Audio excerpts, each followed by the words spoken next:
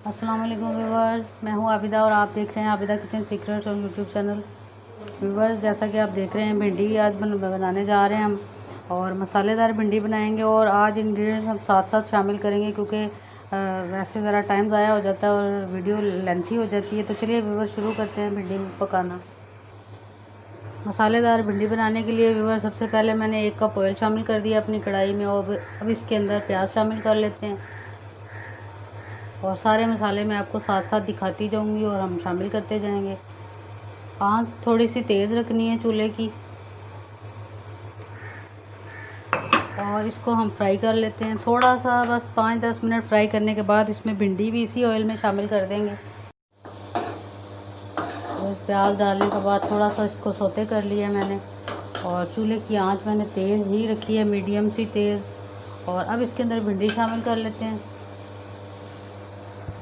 और भिंडी शामिल करने के बाद भी हमने आंच इसकी स्लो नहीं करनी, इसको हमने तेज़ आंच के ऊपर ही पकाना है। तो चलिए अब 10 मिनट के लिए इसको इस तरह पहले कुक कर लेते हैं, फ्राई कर लेते हैं। तो बस मज़ेदार सी भिंडी फ्राई हो गई है। तो अब इसके अंदर 1 टेबल स्पून सोया सॉस शामिल कर लेना है हमने। बिल्कुल रेस्टोरेंट स्टाइल हम भिंडी बना रहे हैं। तो अब इसको भिंडी को बस थोड़ा सा इसी तरह 2 दफ़ा हिलाने के बाद अब उसको निकाल लेते हैं, और फिर अपना मसाला तैयार करते हैं हम। अब मैं इसको निकाल लेती हूँ अच्छी तरह निचोड़ के, बल्कि चूल्हा आहिस्ता करके इसको हम निकाल लेते हैं।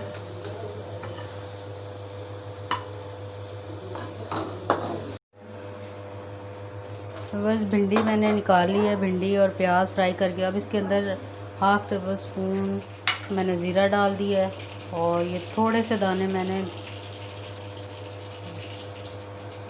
और चंद दाने अजवाइन के डाल दिए। आप देख सकते हैं क्वांटिटी बिल्कुल कम रखनी है इसकी।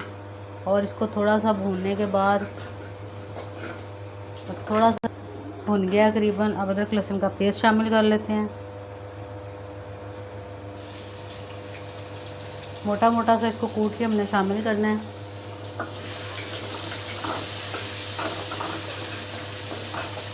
और इसको शामिल करने के बाद 1 टमाटर डाल लेते हैं इसके अंदर। 1 टेबल स्पून अदरक लहसुन का पेस्ट मोटा मोटा कूटा हुआ मैंने डाल दिया। अब इसके अंदर 1 टमाटर शामिल कर लेते हैं, इसको भी मैंने काट लिया है। आप चाहें तो ग्राइंड करके भी इसको शामिल कर सकते हैं। आँच थोड़ी हल्की कर दी थी मैंने, कहा एकदम से जल ना जाए। अब इसके अंदर मिर्चें और हल्दी शामिल कर लेते हैं। सबसे पहले ये 1/2 टेबल स्पून धनिया पाउडर शामिल कर लेते हैं। 1 टेबल स्पून लाल मिर्च पाउडर शामिल कर दिया है। 1/2 टेबल स्पून नमक शामिल कर लेते हैं, और हल्दी शामिल कर लेते हैं। थोड़ा सा मैंने हल्दी शामिल कर दी है, थोड़ी सी। और अब इसको भून लेते हैं कि हमारे टमाटर अच्छी तरह से गल जाएं। इसके बाद ये 4 चम्मच मलाई और दही मिक्स किया हुआ उसको मैंने इसके अंदर शामिल कर दिया है। और इसको डालने के बाद हमने इसको बहुत ज़्यादा नहीं पकाना, सिर्फ 5 मिनट के लिए इसको पकाना है, क्योंकि मलाई और दही वगैरह डालने के बाद इतना ज़्यादा कुक नहीं करते उसको। तो इसको 10 मिनट के लिए 7 मिनट के लिए कुक कर लेते हैं। बस मसाला हमारा कितना अच्छे से तैयार हो गया है। और इसके अंदर मज़ीद आधा टीस्पून मैं गरम मसाला पिसा हुआ शामिल कर रही हूँ। 10 मिनट के लिए इसको कुक कर लेना है।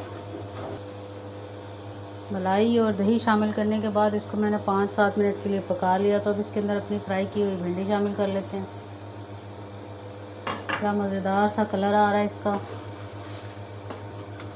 और अब इसको मज़ीद 5 मिनट के लिए हम दम लगा देते हैं हल्की आंच करने के बाद। बस 5 मिनट दम लगाने के बाद भिंडी बिल्कुल तैयार थी, और मैंने उसको डिश आउट कर दिया है। बड़ा मज़ेदार सा मसाला इसका नज़र आ रहा है। मज़ेदार सी रेसिपी है, ज़रूर ट्राई करें। और फिर मिलेंगे नई रेसिपी के साथ, तब तक के लिए अल्लाह हाफ़िज़।